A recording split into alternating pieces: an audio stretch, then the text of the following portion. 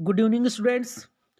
आज हम संयोजकता के ऊपर एक छोटा सा वीडियो बना रहे हैं।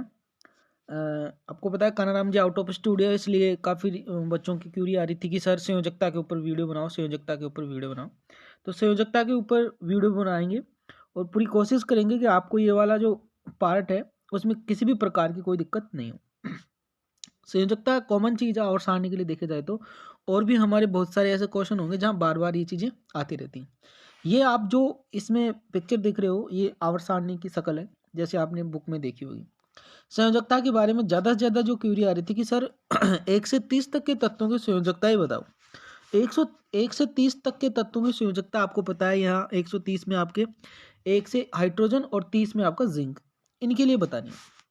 शायद आपको ये वाली पिक्चर अगर क्लियर से दिख रही हो तो इसमें सबसे इम्पोर्टेंट बात यह है कि 1 से 30 तक यानी कि हाइड्रोजन से जिंक अगर आप संयोजकता की बात करते हो और ये वाला अगर पैटर्न आपके दिमाग में फिट है, शायद मुझे नहीं लगता वो जो आप पैटर्न याद करते हो 1 से 2 3 ऐसे करके hydrogen helium lithium beryllium boron, ये वाला ये जो भी पैटर्न आपने याद कर रखा अच्छी बात है। लेकिन अगर आपको संयोजकता समझनी है तो इससे बेटर ये है कि आप ये जो आपका लिख रखा है, जैसे कि आपको पता है बोरबारी एक साइंटिस्ट है जो जिसने ये वाला सिस्टम अपनाया होगा, 2 8 8 ऐसे कुछ करके आपने इलेक्ट्रॉन विन्यास फील किए होंगे। आगे जाके बंद करेंगे, अभी सीखते हैं क्या है क्या नहीं। लेकिन उससे पहले मैं आपको छोटी सी चीज़ बता दूं, अगर इस संयोजकता में आपको ये जो नंबर मिलता है 2 8 18 32, ये कहाँ से मिलता है? इट मीन्स ये है कि ये अपने अपने आवर्त में मैक्सिमम पाए जाने वाले इलेक्ट्रॉन है। अब ये क्या चीज़ है कि अधिकतम पाए जाने वाले इलेक्ट्रॉन, जैसे 2 है तो हमारा जो प्रथम कोष है, आपने नील्स बोर में भी देखा होगा ऐसा, पहला जो कोष होता है उसमें 2 ही इलेक्ट्रॉन होते हैं, है ना। जैसे आपको इस आवर्त सारणी में दिख रहा होगा कि पहले देखो हाइड्रोजन और इधर से हीलियम, यानी कि 1s2 कंप्लीट हो गया। पहला सेल जो होता है, पहला कोष होता है, उसमें अधिकतम 2 ही तो इलेक्ट्रॉन होते हैं।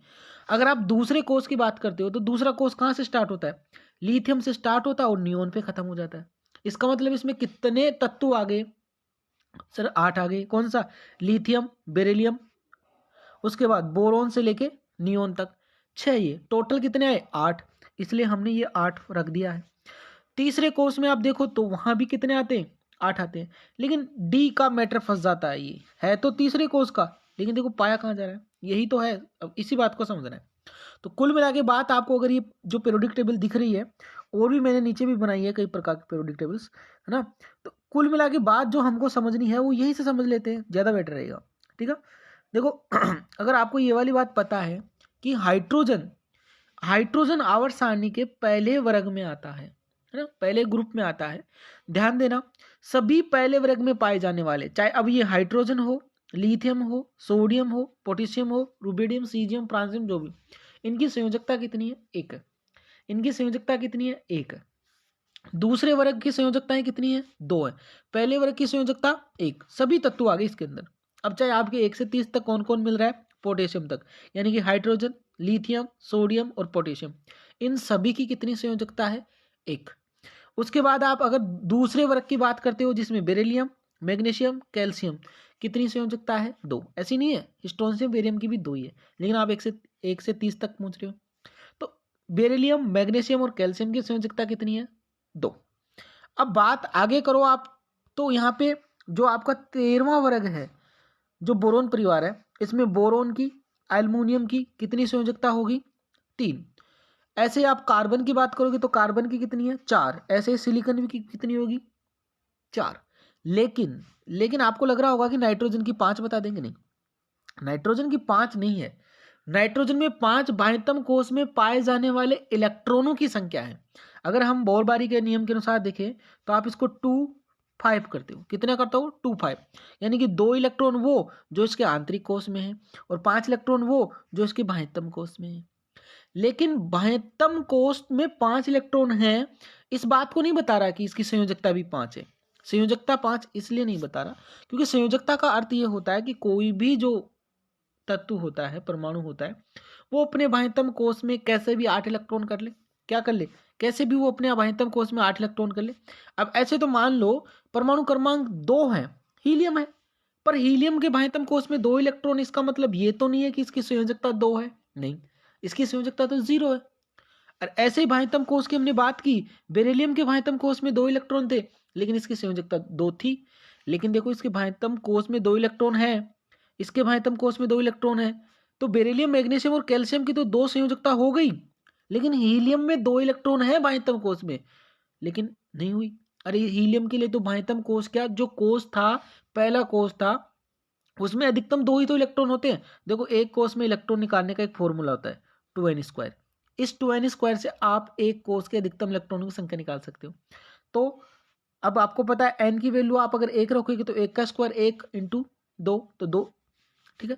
तो ये जो है ना, ये वाला आपका कौन सा हीलियम है, भाइतम कोष में 2, नियोन में आओगे तो भाइतम कोष में कितने हो गए 8।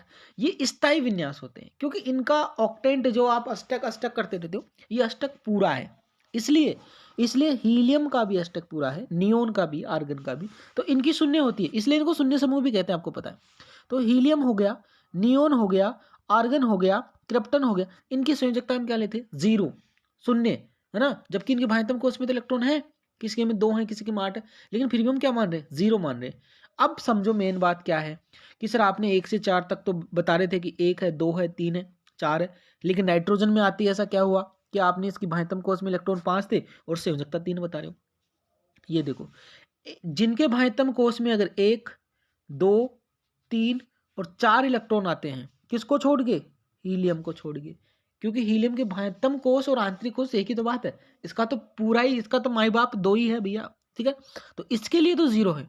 बाकी जिनके भाइतम कोष में अगर 1, 2, 3 और 4 इलेक्ट्रॉन होते हैं बोर-बेरी नियम के अनुसार, तो आपको उसकी संयोजकता यही माननी है।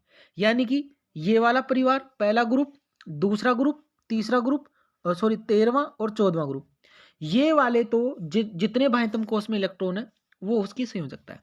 बात करते हैं 15वें ग्रुप की, और 15वें ग्रुप के भाइतम कोष में इलेक्ट्रॉन कितने आ रहे हैं, इलेक्ट्रॉन तो भाइतम कोष में आ रहे हैं 5, लेकिन आपको क्या करना है, ये आपको 8 में से घटाना है। कितने में से, 8 में से 5 घटाना है, कितनी आ गई, 3।